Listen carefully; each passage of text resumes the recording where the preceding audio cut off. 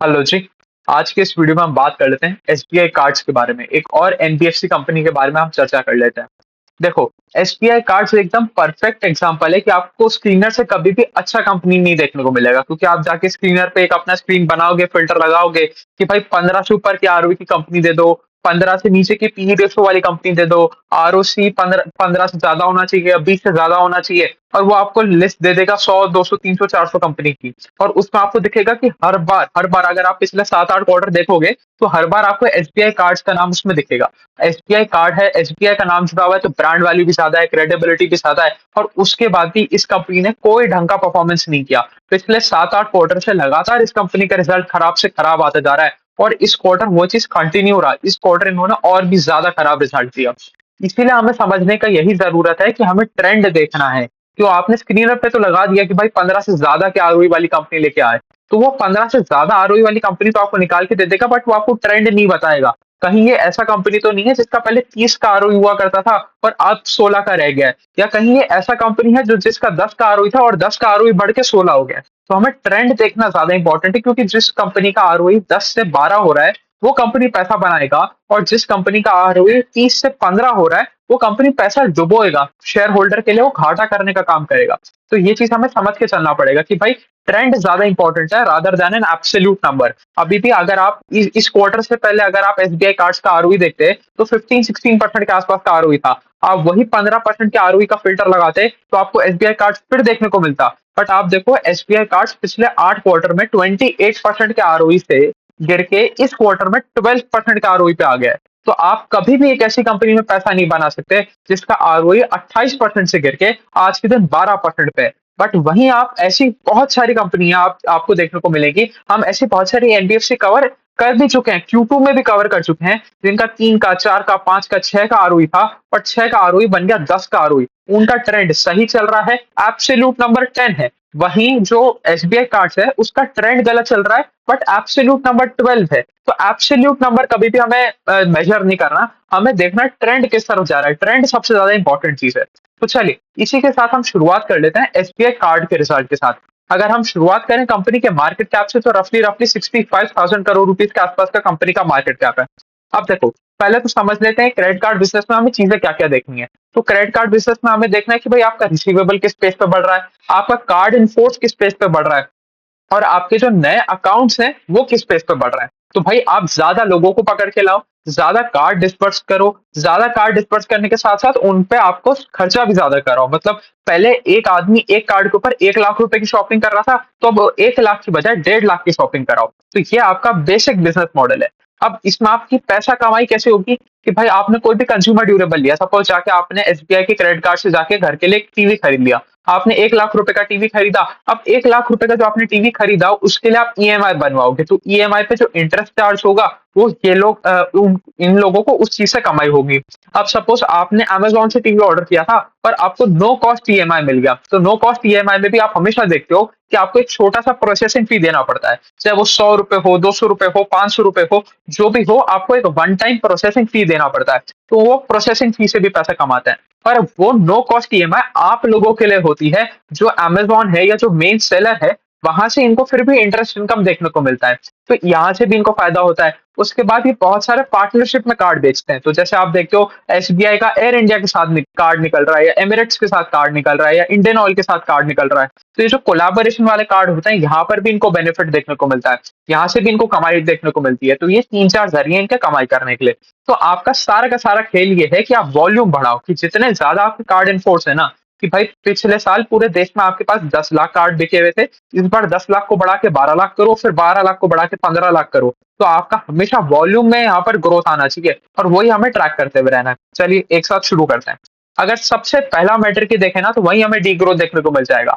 हम बात कर रहे हैं न्यू अकाउंट ओपनिंग के बारे में, कि हर क्वार्टर आप कितने नए अकाउंट खोल रहे हो। तो उसमें हमें डी ग्रोथ देखने को मिला 21% का ओवर वाई वाई लेवल। तो समझो ये क्या हो रहा है। ऐसा नहीं है कि यहाँ पर जो नंबर ऑफ अकाउंट्स है वो कम हो रहे हैं, जिस पेज पे अकाउंट बढ़ रहे थे वो कम हो रहा है। तो अगर आप समझो कि अभी एसबीआई के एक एग्जांपल लेके चल रहे हैं, कि अगर पूरे हिंदुस्तान में एसबीआई के पास 10 लाख कार्ड डिस्ट्रीब्यूटेड है, और हर क्वार्टर में वो 10,000 कार्ड नए ऐड कर देता है। तो Q2 FY24 में उन्होंने 10,000 कार्ड ऐड करे थे। बट Q2 FY25 जो करंट क्वार्टर है, तो उन्होंने 10,000 की बजाय 7,900 कार्ड ऐड करे। तो ये जो इंक्रीमेंटल कार्ड एडिशन रेट है, जो incremental new account addition rate है, इसमें हमें 21% का फॉल देखने को मिल गया। मतलब ग्रोथ तो यहाँ से गायब है इस कंपनी में। ये है एक और प्रॉब्लमैटिक चीज। आप देखो, ये कहानी चल रही है इनके 3-4 क्वार्टर से, तो ये कहानी चल रही है कि इनके number of new account opened में ही डी ग्रोथ देखने को मिल रहा है। तो ऐसा कंपनी पैसा कैसे बना के देगा? आप जाके स्पिनर में ये चीज नहीं कर सकते कि ये देखो, ये कंपनी का प्रॉफिट कभी नहीं गिरा, इस कंपनी का प्रॉफिट हमेशा ऊपर ही जाता गया, एसबीआई के नाम की कंपनी है, एसबीआई कार्ड है तो पैसा बना के निकलेगा। ये सारी थ्योरी से कभी भी पैसा नहीं बनता। अगर कंपनी रिजल्ट नहीं देगी तो उसका नाम चाहे बजाज से चालू होता हो, चाहे एसबीआई से चालू होता हो, चाहे एचडीएफसी से चालू होता हो, कोई मतलब नहीं पड़ेगा। अगर आप ग्रोथ नहीं लेके आओगे तो आप शेयर होल्डर को पैसा बना के नहीं दोगे और आप सिर्फ ब्रांड वैल्यू देखते हुए फंस जाओगे। तो ये चीज हमें समझ के चलना पड़ेगा। उसके बाद अगर हम बात करें कार्ड इन फोर्स की, कितने कार्ड इन फोर्स हैं, कितने ज्यादा कार्ड देश में बटे हुए हैं इनके, उसके बारे में बात करें तो वहां पर भी हमें कोई बहुत ज्यादा ग्रोथ देखने को नहीं मिल रहा। सिर्फ 10% के आसपास का ग्रोथ आया। अब देखो, इंडिया इतना ज्यादा अंडर पेनिट्रेटेड मार्केट है क्रेडिट कार्ड के।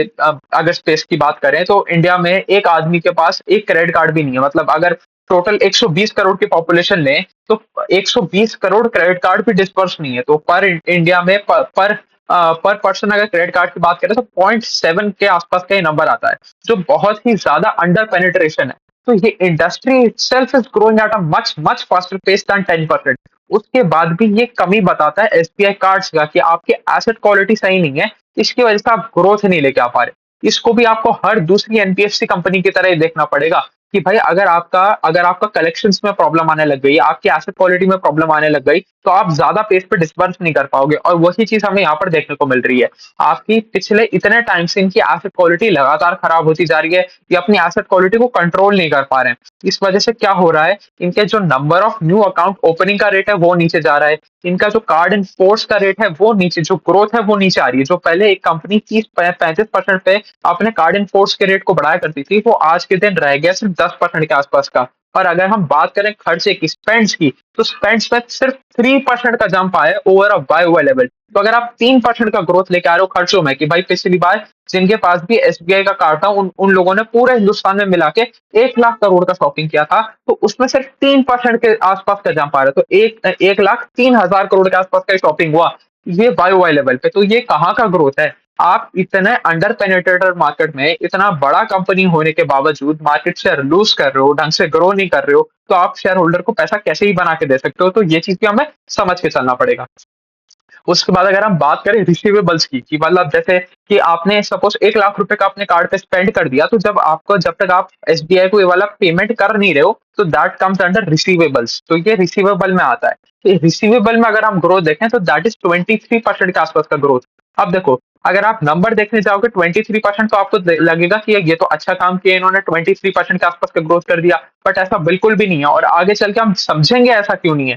अगर इस कंपनी के साथ बाकी सारी चीजें ठीक चल रही होती ना, तो ये 23% का नंबर बहुत बढ़िया था। बट आगे जब हम एसेट क्वालिटी के बारे में बात करेंगे तब हमें समझ में आएगा कि ये 23% अच्छा क्यों नहीं है। देखो, अभी थोड़ा सा समझ लेते हैं। आप एक चीज देखो, जिनके पास आपका ऑलरेडी कार्ड है, सपोज आप एक कार्ड डिस्ट्रीब्यूशन वाली कंपनी, जिसके पास आपका ऑलरेडी कार्ड पड़ा है, वही बंदा पेमेंट कर नहीं पा रहा, तो मतलब जो पहले 20,000 रुपए का खर्चा करके बैठा था, वो 20,000 रुपए तो दे नहीं पा रहा। अब उसने 20,000 रुपए के बजाय 25,000 रुपए का लोन ले लिया आपके कार्ड पे, क्योंकि कार्ड कार्ड तो टोटली अनसिक्योर्ड लोन है, उसके ऊपर कोई पीछे आपके पास कोलैटरल तो रखा हुआ नहीं है। तो वो जो आदमी 20,000 रुपए नहीं चुका पा रहा, अब वो 25,000 रुपए कैसे चुकाएगा? तो जब आपकी एसेट क्वालिटी खराब हो रही है और आपके रिसीवेबल्स बढ़ रहे हैं, तो ये तो बहुत ही रिस्की चीज है। ये चीज हमें समझ के चलना पड़ेगा।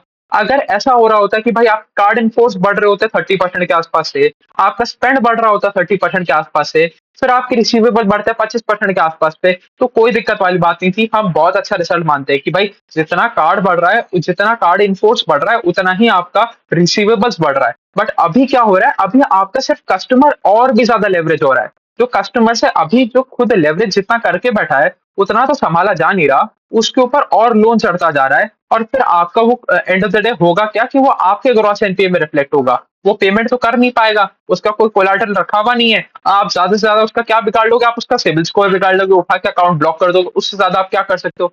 कुछ भी नहीं कर सकते आप। तो वो एंड ऑफ द डे क्या होगा, आपके ग्रॉस एनपीए में रिफ्लेक्ट होगा। तो अगर आप और भी ज्यादा लेवरेज कस्टमर को पैसा दे रहे हो, तो ये आप ही के लिए बुरी चीज है। तो इसीलिए ये रिसीवेबल्स को हम अच्छा नहीं मान रहे। ये चीज हमें समझ के चलना पड़ेगा। अब देखो, अगर हम बात करें ये कहानी चल क्या रही है, ये आपको देखने को मिलेगा पिछले आप 7 से 8 क्वार्टर देखोगे ना, लगातार एसबीआई कार्ड्स का रिजल्ट खराब आया जा रहा है। इनकी किसी भी चीज में ग्रोथ आ ही नहीं रही है। आप इसमें ग्राफ देखो, स्ट्रेट आपको नीचे जाता हुआ ग्राफ देखने को मिलेगा न्यू अकाउंट ओपनिंग के रेट में। तो ये एक बहुत बड़ी प्रॉब्लमेटिक बात है। अब देखो, उसमें भी देखो स्पेंड, अगर हम स्पेंड के बारे में बात करें कि कितना खर्चा हुआ इनके कार्ड्स के थ्रू, तो उसके बारे में बात करें तो दो डिवीजन बनता है। एक डिवीजन तो बनता है हमारा रिटेल वाला। तो रिटेल वाले डिवीजन में हमें फिर भी थोड़ा ग्रोथ देखने को मिल रहा है 24% के आसपास का। बट जो कॉर्पोरेट डिवीजन है ना, कॉर्पोरेट डिवीजन पूरी की पूरी ग्रोथ की ऐसी तैसी कर रहा है। Corporate division degrew by 69% over a Y level. यहाँ पर आ रही है प्रॉब्लम। अब ठीक है, अब आप उस कॉर्पोरेट डिवीजन का कुछ भी करना चाह रहे हो, चाहे अब आप उसको बंद करना चाह रहे हो या आप उसमें ग्रोथ नहीं लेके आना चाह रहे, जो भी एनी एक्सवाइजेड रीजन है, आपका ओवरऑल लेवल पे तो ग्रोथ नहीं आ रहा। 3% स्पेंड ग्रोथ से तो आप कंपनी को आगे बढ़ा नहीं सकते। आप अपने आप को ग्रोथ कंपनी बोल नहीं सकते। और अगर आप ग्रोथ कंपनी नहीं हो और आपकी लगातार एसेट क्वालिटी बिगड़ती जा रही है, तो आपको मार्केट रिवॉर्ड नहीं करने वाला, आपका पी एक्सपेंशन नहीं होने वाला, आपका शेयर प्राइस अप्रिसिएशन भी नहीं होने वाला। ये चीज हमें समझ के चलना पड़ेगा। ठीक ठीक है, चलो ये चीज भी हमने समझ ली। इसके बारे में अगर इसके बाद अगर हम आगे बात करें, तो अगर हम इस कार्ड के रिजल्ट से हमें बहुत सारी और चीजों के बारे में पता चलता है, तो एक बार वो भी चीज समझ लेते हैं। क्योंकि देखो, जहां पर भी स्पेंडिंग हो रही है ना, तो हमें पता चलेगा कि स्पेंडिंग कहाँ पर हो रही है, और एसबीआई कार्ड ये चीजें डिस्क्लोज करता है। तो हमें बाकी सारे सेक्टर एनालाइज करने में भी मदद मिलेगी। तो हमें देखना है कि ये इनके कार्ड से जहां पर खर्चा हुआ, वो कौन कौन से सेक्टर है। क्योंकि जिस सेक्टर में सबसे ज्यादा ग्रोथ देखने को मिलेगा, तो हमें जब उस सेक्टर की कंपनी हम एनालाइज करने बैठेंगे, तब हमें पता चलेगा कि इस सेक्टर में टेलविंड है, हेडविंड है, उसके बारे में पूरे सेक्टर की हमें जानकारी देखने को मिल जाएगी। तो अगर हम बात करेंगे तो डिपार्टमेंटल स्टोर, हेल्थ केयर, मतलब जो बेसिक नेसेसिटी है ना, उसमें इनका card spends increase by 15% over available. जो कि थोड़ा लग्जूरियस काम है, मतलब चाहे आपका ज्वेलरी लेना हो गया, ट्रैवल हो गया, या फिर कोई भी वेकेशन लेना हो गया, फर्नीचर लेना हो गया, तो थोड़ा सा कैपिटल एक्सपेंडिचर वाला काम है। जो भाई, जैसा आप अपने घर की बात करो, तो जैसे दिवाली का टाइम है, तो दिवाली के टाइम में आप लोग बहुत ज्यादा खर्चा करते हो कि भाई धनतेरस को आपको गोल्ड भी खरीदना है। फिर आप नया सोफा बनवाओगे तो दिवाली पे बनवाओगे, दिवाली पे घर पेंट कराओगे। तो ये सारे जो भी खर्चे हैं, तो ये सारे खर्चे इस वाले क्वार्टर में थोड़े से स्टार्ट हो जाते हैं। Q2 के एंड से स्टार्ट होना शुरू हो जाते हैं ये सारे खर्चे। उसके बाद तो इस बार दिवाली थोड़ा सा जल्दी भी आ गया। इसी वजह से हमें देखने को मिला कि यहाँ पर 65% के आसपास का जंप हमें देखने को मिला। उसके बाद जो भी ऑनलाइन स्पेंड्स हैं और एडवाइजरी सर्विसेज हैं, उसमें भी हमें 25% के आसपास का जंप भी देखने को मिला। तो इसीलिए जब हम इस क्वार्टर में ज्वेलरी कंपनी का रिजल्ट पढ़ेंगे, तब हमें देखना चाहिए कि वहां पर कितनी ग्रोथ आएगी। और यही चीज हमें एसबीआई कार्ड के रिजल्ट से ही पता चल गई कि भाई जब इनके कार्ड वाला कस्टमर जाके ज्वेलरी की दुकान पे ज्यादा खर्चा कर रहा है, 65% ज्यादा खर्चा कर रहा है, फर्नीचर की दुकान में जाके ज्यादा खर्चा कर रहा है, या ट्रैवल पे ज्यादा खर्चा कर रहा है, तो इसका मतलब ये वाला जो सेक्टर है, ये वाला सेक्टर बहुत अच्छा चल रहा है। तो ये चीज भी हमें समझ में आ गई। अब आ जाते हैं थोड़े से एसबीआई कार्ड के कोर नंबर्स के ऊपर बात कर लेते हैं। अगर हम बात करें इनके रेवेन्यू फ्रॉम ऑपरेशंस की, that increased by 8% on a Y level. 8% का ग्रोथ आया। अब 8% के ग्रोथ वाली कंपनी कैसे आप मान सकते हो कि ये शेयर होल्डर के लिए पैसा बना के निकलेगी, ये चीज समझो। उसके बाद अगर हम पैट की बात करें, तो पैट तो degrew by 33% over a Y level. अब ये क्यों हुआ? क्योंकि आपकी एसेट क्वालिटी खराब होती जा रही है। आपकी ग्रॉस एनपी नंबर ही लगातार ऊपर जाते जा रहे हैं, नेट एनपी नंबर ही ऊपर जाते जा रहे हैं। आपकी बिल्कुल एसेट क्वालिटी की ऐसी तैसी हो चुकी है। और मैनेजमेंट का कमेंट्री भी यही कहता है कि हमें कुछ नहीं पता कि कब जाके चीजें ठीक होंगी। हम अगले 2-3 क्वार्टर तो कुछ कह ही नहीं सकते। और मैनेजमेंट का जो गाइडेंस है, वो भी ऊपर की तरफ नहीं है कि क्रेडिट कॉस्ट अभी हमारा बढ़ता ही रहेगा। अभी क्रेडिट कॉस्ट नीचे आने का तो सवाल ही नहीं देखने को मिल रहा। अगर अभी भी हम बात करें, इनका क्रेडिट कॉस्ट टच कर गया 9.5% के आसपास का। एक ऐसी कंपनी जो क्रेडिट कार्ड बिजनेस में है, उसका क्रेडिट कॉस्ट अगर 9.5% के आसपास टच कर जाए, तो आप देखो कितना कितना ज्यादा प्रॉब्लमैटिक पार्ट है। और अभी भी मैनेजमेंट ये नहीं कह रहा कि ये पीक है। इसके बाद भी और ज्यादा ऊपर जा सकता है, ये 10-10.5% के आसपास तक जा सकता है। ये मैनेजमेंट का ही कहना है। तो मैनेजमेंट की भी अभी हवा टाइट हो रखी है। मैनेजमेंट को भी कुछ नहीं पता कि आगे चल के कब स्थिति ठीक होने वाली है। तो आप देखो कितनी चीजें खराब है। आपका number of new account opening rate नीचे है, आपका रिसीवेबल्स मतलब आपका जो लेवरेज ऑन कस्टमर है वो बढ़ता जा रहा है, स्पेंड्स में आपकी इंक्रीज आ नहीं रहा है, आपका रेवेन्यू ग्रोथ हो रहा है 8% के आसपास का, पैट में डी ग्रोथ हो रहा है 33% के आसपास का, आपके क्रेडिट कॉस्ट आपके कंट्रोल में है नहीं, आपको पता नहीं है क्रेडिट कॉस्ट का पीक है या नहीं है, मतलब पीक तो नहीं है ये तो आपको पता है, और कब पीक आएगा वो आपको पता नहीं है, तो ऐसी कंपनी में आप पैसा डाल के पैसा बना कैसे सकते हो, तो ये चीज भी हमें देखना पड़ेगा। उसके बाद अगर हम बात करें तो इनका और बैंड बजा। देखो कोई भी फाइनेंस कंपनी क्या करती है, एक तरफ से पैसा उठाती है दूसरी तरफ लेंड करती है। अब ये एनबीएफसी कंपनी है, इनके पास कोई करंट अकाउंट सेविंग्स अकाउंट तो है नहीं, तो ये एक तरफ से पैसा उठाएंगे दूसरी तरफ लेंड करेंगे और बीच में एक छोटा सा कमीशन बनाएंगे, दैट इज स्प्रेड। तो ये जो जिस रेट पे लेंड करेंगे, जैसे अगर आपको देखने को मिल रहा है कि आप एसबीआई से ईएमआई एसबीआई कार्ड के ऊपर ईएमआई ले रहे हो, तो अगर वो 16% चार्ज कर रहा है तो वो एसबीआई के लिए 16% इज यील्ड, और अगर उसको 5% पे पैसा मिल रहा है तो that is cost of boring. तो इनका कॉस्ट ऑफ बोरिंग ऊपर चला गया भाई 36 बेसिस पॉइंट्स, मतलब 0.36% के आसपास पे, और जो यील्ड है जो जो इनकी कमाई है वो नीचे आ गई भाई 30 बेसिस पॉइंट्स, तो 0.3% के आसपास वो नीचे आ गई। तो अब देखो क्या हुआ, पूरा का पूरा आपका स्प्रेड कंप्रेस हो गया, तो मतलब जिस रेट पे आप पैसा उठा रहे हो वो तो बढ़ रहा है, और जिस पेस पे आप पैसा लेंड कर पा रहे हो वो नीचे आ रहा है, तो आपकी कमाई लगातार कम होती जा रही है। इसकी वजह से आप देखो इनके निम्स में कितना जबरदस्त गिरावट देखने को मिली है।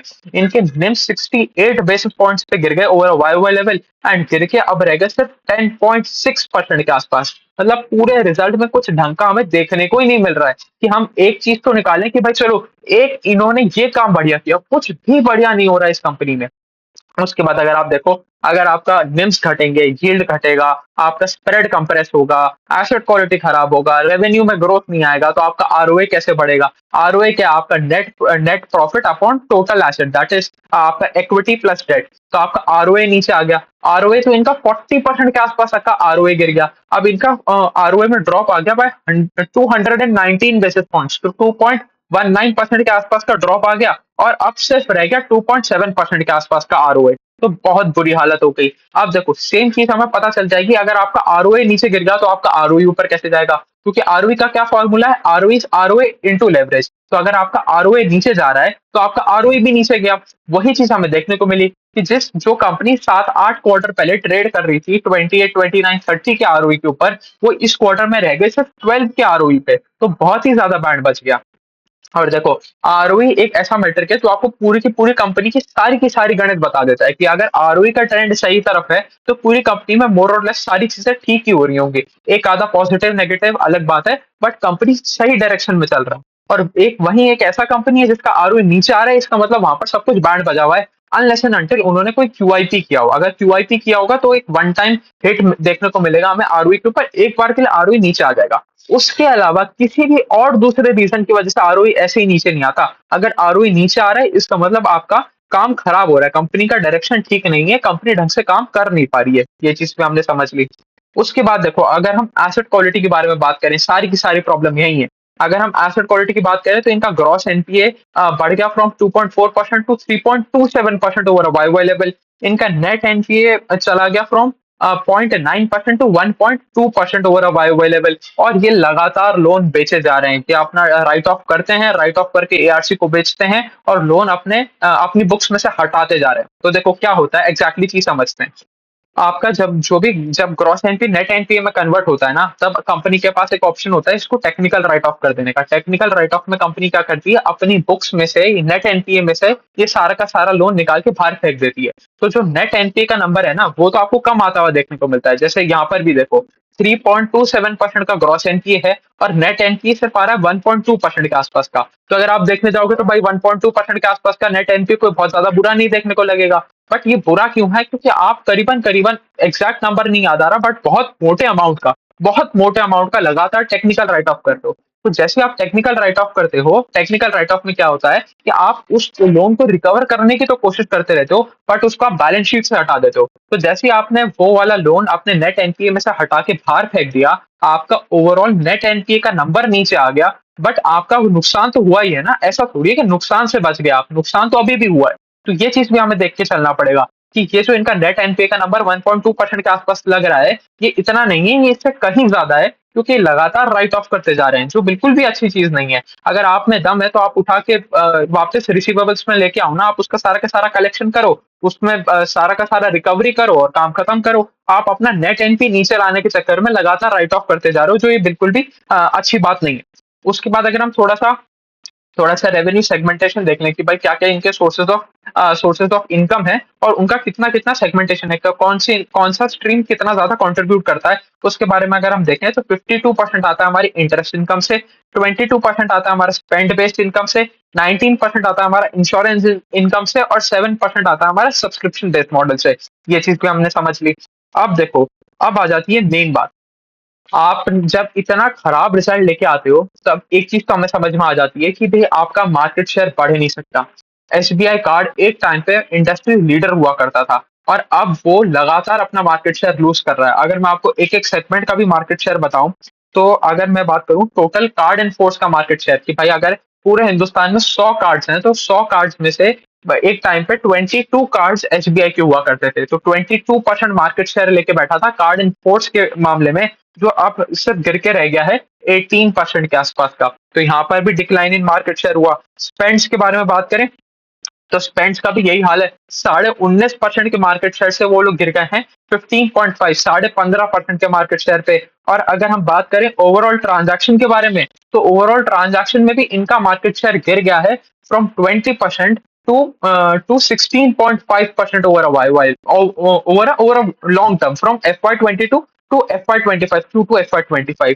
तो जब आपका मार्केट शेयर ही लूज कर रहे हो, देखो पूरा का पूरा अगर 100 जनों का मार्केट माने 100 जनों का मार्केट माने तो ऐसी 100 और 5 कंपनियां इस मार्केट को कैप्चर करने के लिए लगी थी। तो अगर 2 कंपनी मार्केट शेयर लूज़ कर रही हैं, तो वो जो बची हुई 3 कंपनी है ना, वो मार्केट शेयर गेन कर रही होंगी और वो 3 में से एक ऐसा कंपनी होगा, जो सबसे ज़्यादा पेस पे मार्केट शेयर गेन कर रहा होगा। तो आपको पैसा बनाने का मौका उसी कंपनी में देखने को मिलेगा। आपको और कोई कंपनी ऐसा नहीं मिलेगा, जो आपको पैसा बना के दे जाए। और ये जो 2 कंपनियाँ जो मार्केट शेयर लूज़ कर रही होंगी, इनकी हालत तो सबसे ज़्यादा खराब होगी। तो और एसबीआई कार्ड उन्हीं में से एक कंपनी है, जिसका लगातार मार्केट शेयर लूज़ कर रही है, लगातार बेकार रिजल्ट लेके आ रही है और फिर भी इन्वेस्टर इसी के पीछे पड़े हुए हैं कि भाई एसबीआई का नाम है, एसबीआई का ब्रांड है, सारी चीज़ें ठीक ही हो जाएँगी। तो ठीक है, ब्रांड वैल्यू से कंपनी चलती नहीं। अगर आप रेवेन्यू ग्रोथ नहीं लेके आओगे, आप ढंग से अपनी एसेट क्वालिटी नहीं सुधारोगे, तो किसी का बाप आपकी जो शेयर प्राइस है, उसको एप्रिशिएट नहीं करा सकता। ये चीज़ हमें समझ के चलना पड़ेगा। तो चलिए, अभी के लिए इतना ही रखते हैं। Thank you.